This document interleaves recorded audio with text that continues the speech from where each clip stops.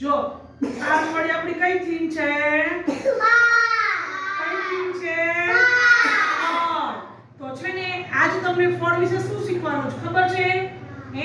કે બધાય ફળ હોય બરોબર, અલગ અલગ દેખાતા હોય ને, બધાય સરખા દેખાય ફળ?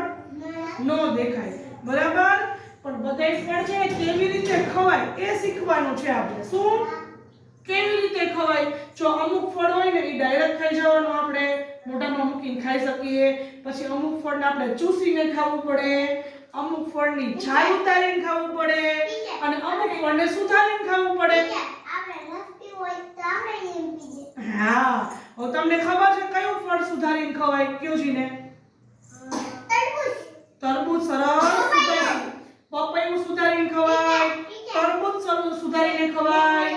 પછી કેળાની છાલ ઉતારીને ખાવાનું. કેમ કરવાનું? પછી ચૂસીને શું ખવાય? કયો જીને? મોસંબી. Very good.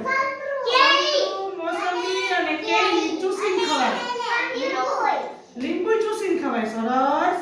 પછી ડાયરેક્ટ આપણે ખાઈ શકીએ ને, એને સુધારવું ન પડે, એની છાલ ન ઉતારવી પડે, એવું કયું ફળ છે?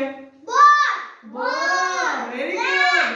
દ્રાક્ષ. Very good. પછી સ્ટ્રોબેરી એમ જ ખવાય. હા, એને સુધારવી ન પડે. પછી હજી કઈ છે? ડ્રેગન તો છાલ ઉતારવાની ને, છાલ ઉતારીને ખાવાનું. પછી આપણે આમ પાણી પીવું હોય રાખીને, કયું ફળ છે જેનું પાણી આપણે પી શકીએ? નાળિયેર. Very good. નાળિયેરનું પાણી પીવાય ને? ડ્રેગન ફ્રૂટ પીવાનું ન હોય, ડ્રેગન ફ્રૂટ તો ખાવાનું.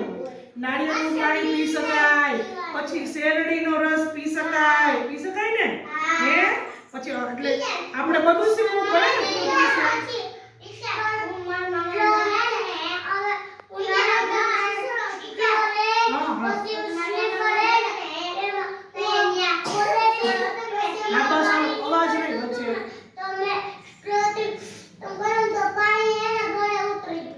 ગળે ઉતરી જાય. સ્ટ્રો રાખી નાળિયેર પાણી પીવાનું હોય કા?